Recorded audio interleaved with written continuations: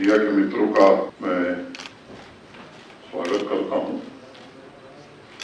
आप सब देख रहे हैं कि जम्मू कश्मीर संघ राज्य क्षेत्र के मुख्य सचिव श्री वी.वी.आर. सुब्रमण्यम जी भी हैं, हमारे वित्त आयुक्त श्री अरुण मेहता जी भी हैं और प्रमुख सचिव पीडीडी और इंफॉर्मेशन श्री रोहित कंसल जी भी हैं। आप लोगों ने पिछले दिनों बहुत कुछ लिखा है बजट को लेकर के, जो वो लोकसभा में प्रस्तुत हुआ था और राज्यसभा में प्रस्तुत हुआ था। अब देश के दोनों सदनों ने उसे पारित कर दिया है। तो ये विचार कल हुआ कि आपसे थोड़ी चर्चा की जाए और उसके विवरण में जो आपकी शंकाएं होंगी या आपको जो जानकारी चाहिए होगी, इसके लिए संबंधित लोग भी हैं जो विस्तार से आपको बता सकेंगे। मैं बात शुरू करूं उसके पहले मुझे लगता है कि दो पंक्ति कहते हुए मैं शुरू करता हूं। तकाजा है वक्त का कि तूफान से जूझो, तकाजा है वक्त का कि तूफान से जूझो, कहां तक चलोगे किनारे किनारे। मित्रों, ये दूसरा वर्ष भी मैं मानता हूं कि जम्मू कश्मीर के लिए गत वर्ष की बात सुखद रहा है। पिछली बार आप सबको मालूम है कि 1 लाख करोड़ का बजट था और इस बार 1,08,000 करोड़ रुपए से बढ़ा दिया है देश के सम्माननीय प्रधानमंत्री ने। गृह मंत्री और वित्त मंत्री जी का भी मैं आभार व्यक्त करना चाहूंगा। मुझे लगता है कि सिर्फ संख्या नहीं है, बल्कि इसके पीछे देश के सम्माननीय प्रधानमंत्री जी का जम्मू कश्मीर के विकास के प्रति अटूट विश्वास है, जिसके कारण ये बढ़ोतरी हो सकी है। और अगर एक वाक्य में मैं कहूं तो this is a budget to rebuild economy, create jobs and secure Jammu Kashmir for future. यह अर्थव्यवस्था के पुनर्निर्माण, रोजगार सृजन तथा जम्मू कश्मीर के लोगों के भविष्य को सुरक्षित करने वाला बजट है, ऐसा मैं मानता हूं।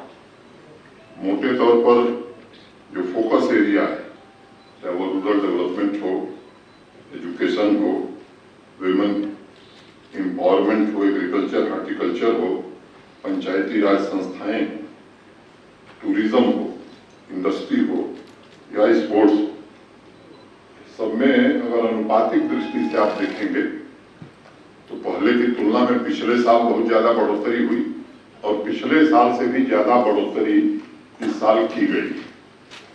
और मुझे लगता है कि ये इस बजट के कारण जम्मू कश्मीर भी आत्मनिर्भर बनेगा और आत्मनिर्भर भारत बनाने का जो प्रयास है देश के सम्माननीय प्रधानमंत्री का, उसके साथ कदम से कदम मिला करके चल सकेगा।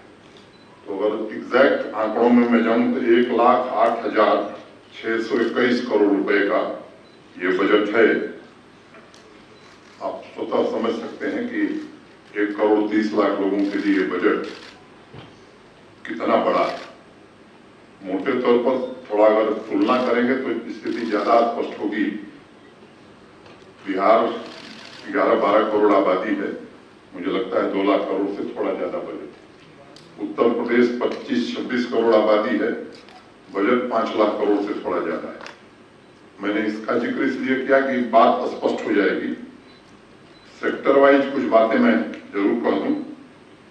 एग्रीकल्चर को अगर हम देखें तो 2008 करोड़ रुपए 21-22 में इस बजट में दिया गया है, जो पिछले साल की तुलना में 695 करोड़ ज्यादा है। तो एग्रीकल्चर और हॉर्टिकल्चर ये बैकबोन यहाँ की होगी और इसके लिए इस पर विशेष फोकस किया गया है। रूरल डेवलपमेंट को अगर आप देखें तो इस साल का जो एलोकेशन है 4,817 करोड़ है, जो गत वर्ष की तुलना में 342 करोड़ रुपए ज्यादा है। किसी अखबार में मैंने पढ़ा कि टूरिज्म पर ध्यान नहीं दिया है सरकार ने। मैं बहुत जोर दे करके इस बात को कहना चाहता हूं कि उसके लिए 786 करोड़ रुपए 786 करोड़ का प्रोविजन किया है टूरिज्म एंड कल्चर के लिए 21-22 में, जो गत वर्ष की तुलना में 509 करोड़ ज्यादा है। 509 करोड़ रुपए पिछले वर्ष से ज्यादा इस सेक्टर को दिया गया। और एक बात और मैं कहना चाहता हूं, इस पैसे का सदुपयोग भी होगा और बिना भेदभाव भी होगा। ये जहां संभावनाएं हैं जिनको टैप नहीं किया गया है, मैं समझता हूं कि उस पर भी फोकस होगा। मुझे लगता है मेरा संकेत आप लोग समझ रहे होंगे। हेल्थ एंड मेडिकल एजुकेशन में पिछले 2 वर्षों में यहाँ मैं कह सकता हूं कि बहुत ज्यादा काम हुआ है। बाकी अगर स्टेट्स की तुलना में देखें उसमें भी 1456 करोड़ का प्रोविजन किया है, जो पिछले वर्ष से 190 करोड़ के आसपास ज्यादा है। अगर पावर सेक्टर को मैं लूं तो इस बार का एलोकेशन 2728 करोड़ से, जो फिर पिछले साल की तुलना में 120 करोड़ ज्यादा है। मैं उसकी चर्चा नहीं करूंगा कि 54,000 करोड़ रुपया पिछली बार जब हम लोग यहाँ बैठे थे तो आप सब थे, रोहित कंसल जी ने और इनके विभाग ने एनएचपीसी के साथ जो एमओयू साइन किया था, तो ये 3500-3600 मेगावाट नई बिजली आने वाले 4.5-5 वर्षों में बन जाए, वो अलग है। हाउसिंग एंड अर्बन डेवलपमेंट, इसमें क्वांटम जंप इस बार, और उसका कारण आप सबको पता है कि जम्मू और श्रीनगर इन दोनों शहरों को देश का आदर्श शहर बनाया जाए, ये प्रशासन की मंशा है। और इसलिए 2710 करोड़ रुपए इस बार दिया है, जो पिछले साल की तुलना में 1432 करोड़ ज्यादा है। फिर से मैं दोहराता हूं, 2710 करोड़ दिस ईयर, और लास्ट ईयर की तुलना अगर करेंगे तो 1432 करोड़ ज्यादा दिया है। जम्मू श्रीनगर के अलावा जो हमारी बाकी म्यूनिसिपैलिटीज हैं या शहर हैं, उनमें भी विकास को गति दी जा सके, उनकी आधारभूत संरचना ठीक की जा सके, इसके लिए इसमें काफी बढ़ोतरी की गई। जल शक्ति को अगर देखें तो एक लक्ष्य, जैसा आप सब जानते हैं, कई बार उन्होंने कहा कि हर घर तक नल पहुंचाना है। प्रधानमंत्री जी ने इस योजना को प्रारंभ किया था। इसमें एलोकेशन जो है 6346 करोड़, जो पिछले साल की तुलना में 5102 करोड़ ज्यादा है, 5102 करोड़। मंशा स्पष्ट है कि स्वच्छ पीने का पानी, portable drinking water, Jammu Kashmir के हर नागरिक को मिले, ये लक्ष्य हम जल्दी से जल्दी पूरा करना चाहते हैं। एजुकेशन की अगर बात मैं करूं तो इस बार का एलोकेशन 1873 करोड़ है, जो गत वर्ष की तुलना में 523 करोड़ ज्यादा है। नई एजुकेशन पॉलिसी भी हमें इंप्लीमेंट करनी है और शिक्षा में गुणात्मक परिवर्तन हो, इसके लिए भी हमें काम करना है। अब रोड्स एंड ब्रिजेज, इस बार 4089 करोड़ का एलोकेशन किया है, जो पिछले वर्ष की तुलना में मोटे तौर पर 500 करोड़ ज्यादा है, और जरूरत होगी तो इसे और आगे बढ़ाएंगे। इंडस्ट्रीज एंड कॉमर्स, जिसमें फोकस हमारा है कि यहाँ नई इंडस्ट्रियल पॉलिसी आने के बाद हम लोगों ने भी स्टेट की ओर से यहाँ की जो एग्जिस्टिंग इंडस्ट्रीज थी उनको कैसे मदद की जा सके, उसका भी एक फैसला किया है। वो आज मैं उसकी चर्चा नहीं करूंगा, कभी अवसर आया तो उसके बारे में विस्तार से बताऊंगा। इसमें भी पिछले साल की तुलना में मोटे तौर पर 292 करोड़ ज्यादा दिया है, ताकि ये रोजगार के अवसर और निवेश बड़ी मात्रा में यहाँ आ सके। इस बार का एलोकेशन 648 करोड़ है, जो पिछले साल की तुलना में 291 करोड़ ज्यादा है। सोशल सिक्योरिटी सेक्टर जो है, इसमें भी पिछले वर्ष की तुलना में करीब 175 करोड़ इस बार दिया है, और पिछले वर्ष की तुलना में 60 करोड़ ज्यादा दिया है।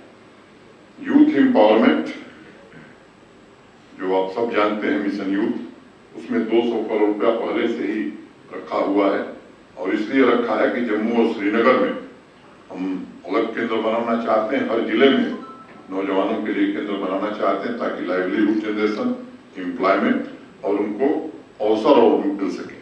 Relief and rehabilitation of Kashmiri pandits, इस में भी बढ़ोतरी की है और पहले मैं कई बार कह चुका हूं कि जो मूल काम था 6000 घर और 6000 नौकरी, उस दिशा में काफी प्रगति हम सब कर चुके हैं।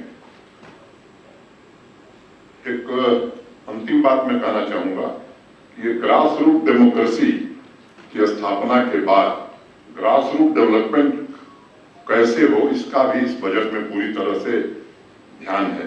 आप जानते हैं कि सरकार ने 200 करोड़ रुपए मैंने हर 20 डीडीसी के विकास के लिए दिया है, यानी हर डीडीसी के पास 10 करोड़ रुपए और बाकी जो योजना बनेगी वो अलग से है, वो इसमें नहीं आएगा। 10 करोड़ रुपए डीडीसी के लिए हर जनपद को दिया गया है। हर बीटीसी को 25 लाख रुपए दिए गए। अब कहीं मैंने समाचार पढ़ा था, ये डीडीसी और बीडीसी चेयरमैनों में पंचायतों का क्या होगा, किसी ने लिखा था, मैं आगे उसका जिक्र करूंगा। डीडीसी और बीडीसी के दफ्तर, इसके लिए भी 30 करोड़ रुपए रखे गए हैं कि जहां है ठीक है, जहां नहीं है वहां जल्दी से जल्दी हम बनाएंगे। पंचायती राज संस्थाओं के लिए तथा निकाय संस्थाओं के लिए 1313 करोड़ रुपए का प्राविधान अलग से किया गया है। पंचायत की बात मैं जरूर करना चाहता हूं। पिछले बार जब बैक टू विलेज हम अभियान कर रहे थे तो मोटे तौर पर ऑन एंड एवरेज इक्का दुक्का पंचायतों को छोड़ दीजिए तो कोई पंचायत नहीं थी जिसके पास 50 लाख रुपए नहीं मिल रहे थे। इस वर्ष मैं कहना चाहता हूं कि इस यूटी की एक पंचायत नहीं होगी जिसमें 1 करोड़ रुपया कम से कम न मिले, इसका प्राविधान इस बजट में किया गया है। तो स्पष्ट मैं साफ तौर पर इस बात को स्पष्ट करना चाहता हूं कि पिछले बार की तुलना में इस वर्ष उसमें भी दुगने की बढ़ोतरी करने का इरादा हम सबका है। अब पैसा तो यहाँ पहले भी आता रहा है। आपका सवाल यही रहेगा, मुझे लगता है कि सवाल पैसे का नहीं, मैं समझता हूँ सवाल जमीन पर काम होने का है। और पहले भी पैसा आया है, लेकिन ये परिवर्तन आए और काम हो, मैं समझता हूँ कि ये आवश्यक है। इस साल बैक टू विलेज में 18,000 हुआ है। बैक टू विलेज में टोटल काम और बाकी जो लैंग्वेजिंग 1800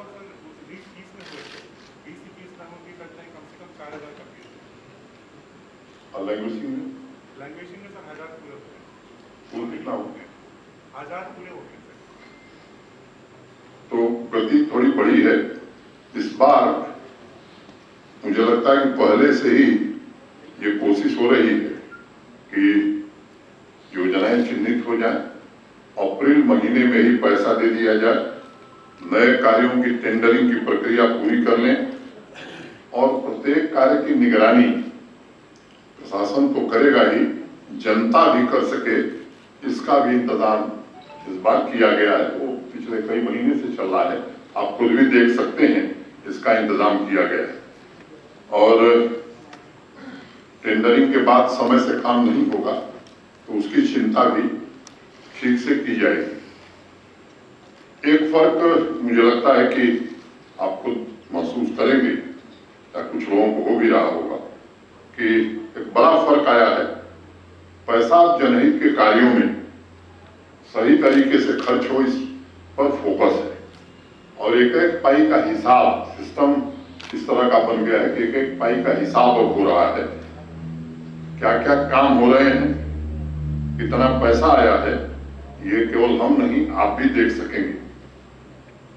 एस्टिमेशन एलोकेशन मॉनिटरिंग सिस्टम, यानी budget estimation allocation monitoring system beams ने, मैं मानता हूं कि ट्रांसपेरेंसी तो लाई ही है, भ्रष्टाचार पर पूरी तरह से अंकुश लगा दिया है। बैक टू विलेज में मैंने आपसे कहा था कि विजिटिंग ऑफिसर्स से हम सबने आग्रह किया था कि हर पंचायत से न्यूनतम 2 यूथ आइडेंटिफाई करें जो अपना काम करना चाहता है, इंटरप्रेन्योर बनना चाहता है। तो लक्ष्य हम लोगों ने रखा था 4290 पंचायतें और अनुमान लगाया था कि 9000 के आसपास।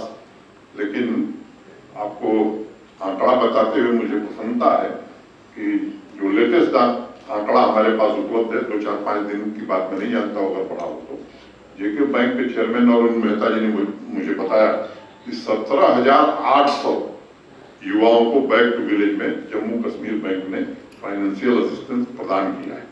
बाकी कुछ योजनाओं में और भी पैसा मिला है, अगर कुल हम जोड़ लें तो ये 25,000 हो गया है। और मुझे लगता है कि इस वर्ष हम लक्ष्य रख रहे हैं कि इसको दुगना कैसे किया जाए ताकि ज्यादा से ज्यादा युवा अपना काम कर सके। बहुत संक्षेप में मैंने मोटे तौर पर बात रख दी है, लेकिन 2-3 बड़े लक्ष्य जो इस बार लेके हम चल रहे हैं, बार बार हम कह रहे हैं कि सड़क, बिजली, पानी, तो हर घर नल से शुद्ध जल मिले, ये देश के सम्मानीय प्रधानमंत्री जी ने एक लक्ष्य देश के सामने रखा है। और इस जम्मू कश्मीर यूटी ने भी रखा है कि 2 जिले हमारे हुए हैं, इस साल 13 जिले हम और करेंगे इस योजना के अंतर्गत। मतलब 5 जिले बचेंगे जिनको अगले साल छोड़ेंगे, 13 जिले इस साल हम कंप्लीट करेंगे।